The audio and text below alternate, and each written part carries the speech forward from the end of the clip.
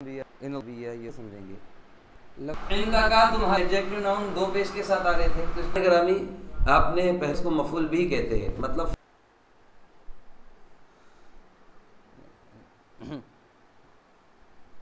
السلام علیکم ورحمۃ اللہ وبرکاتہ۔ محترم و مکرم سامعین کرام، قومی کونسل برائے فروغ اردو زبان کے تحت چلنے والے ایک سالہ عربی سے سرٹیفکیٹ کورس کی کتاب دروس اللغۃ العربیۃ للمبتدئین، اس کتاب کا آخری سبق جو الدرس الاربعون 40واں سبق الممنوع من الصرف و اسماء الخمسہ، ممنوع من الصرف اور اسماء خمسہ پر مبنی ہے، یہ اس کتاب کا آخری سبق ہے۔ الحمدللہ اللہ کے فضل سے ہم اس آخری سبق کو اسٹارٹ کرنے جا رہے ہیں، اس آخری سبق کی ابتدا کرنے جا رہے ہیں۔ اس کے سبق کو شروع کرنے سے پہلے میں چاہتا ہوں کہ اس کے متعلق آپ کو چند قواعد بتا دوں۔ اسماء خمسہ کسے کہتے ہیں؟ اسماء خمسہ اسے کہتے ہیں جہاں فاعل کی حالت میں واو بڑھایا جاتا ہے، مفعول کی حالت میں زبر الف بڑھایا جاتا ہے، اور جر کی حالت میں یا بڑھایا جاتا ہے۔ فاعل کس کو کہیں گے ہم؟ سبجیکٹ کی حالت میں واو بڑھاتے ہیں، آبجیکٹ کی حالت میں اس کو الف دیا جاتا ہے، اور پریپوزیشن کی حالت میں اس کو ہم یا دیتے ہیں۔ جیسے میں مثال کے طور پہ آپ کو بتاتا ہوں، جاء ابو حامد، حامد کے ابا آئے۔ رأیت ابا حامد، اب یہ حامد کے ابا آ رہے تھے تو سبجیکٹ ہوئے، اس لیے واو آیا۔ رأیت ابا حامد، اب یہاں میں نے دیکھا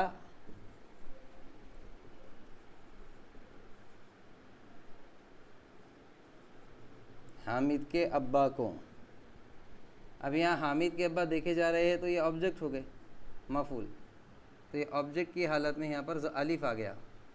اور مررت بِأَبِي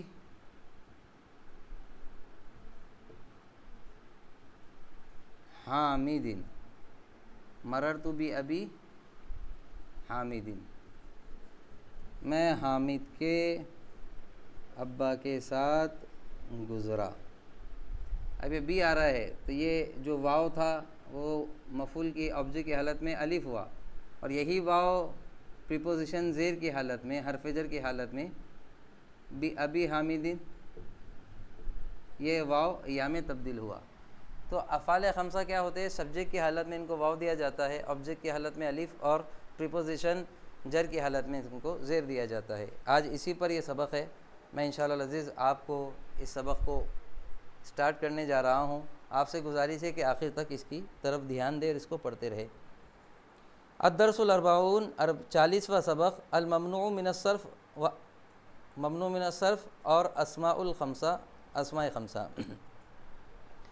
اجازت شتویت، جو ہم کو سردیوں کی تعطیلات لگتی ہے، سردیوں کی جو چھٹیاں ہوتی ہے ان کو اجازت شتویت کہتے ہیں۔ Winter vacation. آثار تاریخیت، تاریخی آثار۔ مبانی فخمت، شاندار عمارتیں، اونچی اونچی عمارتیں۔ معرفت، مشہور۔ ایدہ، مدد کی۔ الذہاب، جانا۔ استقلو، استقل یستقل، استقلو وہ سب سوار ہوئے۔ اعجبا بھی، پسند آنا۔ شامخۃ، اونچی عمارتیں۔ باحۃ، ہم گراؤنڈ کو کہتے ہیں۔ اقمشۃ، کپڑے۔ اجازت شتویۃ،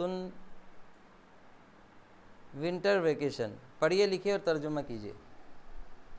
دعوت احمد و عمر الی نیو دلہی فی الاجازت الشتویہ، میں نے احمد اور عمر کو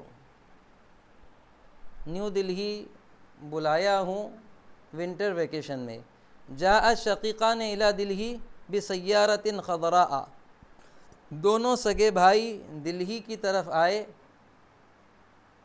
گرین کار سے۔ ومعہما ابوہما، اور ان کے ساتھ ان کے ابا بھی موجود تھے۔ وفی دلہی مساجد شہیرۃ ومراکز علمیۃ ومبانی فخمۃ، اور دلی میں مشہور مساجد، علمی مراکز اور اونچی اونچی شاندار عمارتیں ہیں۔ نحن خرجنا لزیارت الآثار التاریخیۃ فی دلی، ہم دلی کے تاریخی آثار دیکھنے کے لیے نکلے۔ سأل عمر اخاہ احمد، عمر نے اپنے بھائی احمد سے پوچھا، وہوا ما ہوا اشہر المساجد واکبرها فی هذه المدینہ، اس شہر کی سب سے مشہور اور سب سے بڑی مسجد کون سی ہے؟ فاجاب احمد، تو احمد نے جواب دیا، انا لست باعلم منک، میں تم سے زیادہ نہیں جانتا ہوں۔ فلنسأل ابانا، تو ہمیں اپنے والد سے پوچھنا چاہیے، لأنہ اکثر منا معرفۃ، کیونکہ وہ ہم سے زیادہ پہچان رکھنے والے ہیں، جاننے والے ہیں۔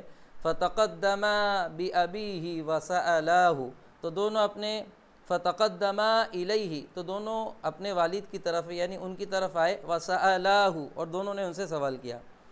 فقال ابوہما ان المسجد الجامع بدلہ القدیمۃ اشہر المساجد واجملها واکبرها فی هذه المدینہ، اس شہر کی سب سے بڑی، سب سے خوبصورت اور سب سے مشہور مسجد جامع مسجد ہے جو دلہی قدیم میں واقع ہے۔ یقیناً پرانی دلہی کی جامع مسجد اس شہر کی سب سے خوبصورت، سب سے بڑی اور سب سے مشہور مسجد ہے۔ فقال عمر لأبیہ، تو عمر نے اپنے والد سے کہا، الا نذهب لزیارت ذلک المسجد العظیم، کیا ہم اس عظیم مسجد کو دیکھنے کے لیے نہیں جائیں گے؟ اید اخوہ رأیہ فطلب من ابیہ الذهاب الی المسجد الجامع، تو اس کے بھائی نے اس کے رائے کی تائید کی اور اپنے والد سے طلب کیا جانے کے لیے جامع مسجد کی طرف۔ فاستقلوا الحافلۃ، تو وہ سب کے سب بس میں سوار ہوئے۔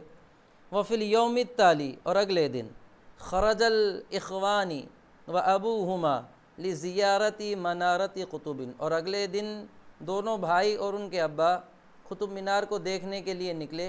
وَأُعْجِبُوا بِمُشَاهَدَةِ هَذِهِ الْمَنَارَةِ الشَّامِخَةِ، اور اس شاندار عمارت کو دیکھ کر تعجب کرنے لگے، یا انہوں نے اس شاندار عمارت کو دیکھ کر تعجب کیا۔ وَأُعْجِبُوا بھی انہیں پسند آنا، اور انہیں اس شاندار عمارت کا مشاہدہ پسند آیا۔ وَتَجَوَّلُوا فِي بَاحَاتِهَا سَاعَتَيْنِ، اور وہ اس کے گراؤنڈ میں، اس کے احاطے میں 2 گھنٹے پھرتے رہے۔ ثم رجعوا وتوجہوا الی سوق کناٹ پیلیس، پھر انہوں نے رخ کیا، پھر وہ واپس ہوئے، رخ کیا کناٹ پیلیس کا۔ واشتروا الاقمشۃ والملابس الجاہزہ، اور انہوں نے کپڑے اور انہوں نے کچے کپڑے اور ریڈی میڈ کپڑوں کو خریدا۔ ومنها بنطلون اسود، اور ان میں سے ایک کالی پینٹ ہے، وقمیص ابیض، اور سفید شرٹ ہے، لعمر، عمر کے لیے، وفستان احمر وخمار اصفر لاختہما، وفستان احمر، اور لال فراق، وخمار اصفر، اور پیلی اوڑھنی،